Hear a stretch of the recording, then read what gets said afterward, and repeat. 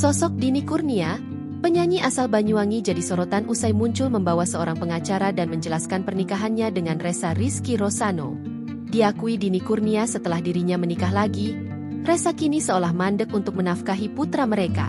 Pernikahan keduanya itu baru berjalan 1 tahun sejak Januari 2025. Sang suami berprofesi sebagai keyboard artis dan arranger. Mufli aktif berkolaborasi dalam proyek musik bersama sang istri dan dikenal melalui akun Instagram Mufliki Official. Di Banyuwangi, keduanya dikenal sebagai pasangan penyanyi hits yang tampil membawakan lagu-lagu koplo.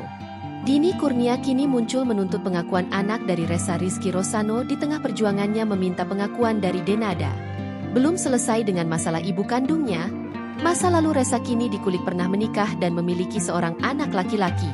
Dari pengakuan Dini, kini sang anak mengetahui bahwa Ressa adalah ayah kandungnya dan pernah menanyakan keberadaannya.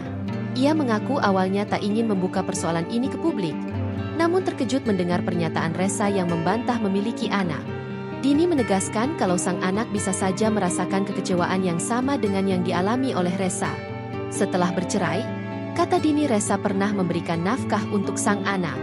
Meski begitu, Dini menyebut Ressa sempat memberi nafkah, walau tidak rutin.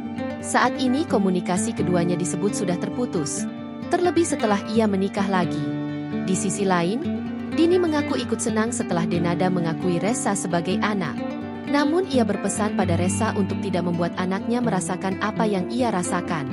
Selain itu, ia berharap Ressa tidak mengulangi pengalaman yang sama kepada anaknya dan mau membangun komunikasi yang baik ke depan. Download Tribun X sekarang, menghadirkan lokal menjadi Indonesia.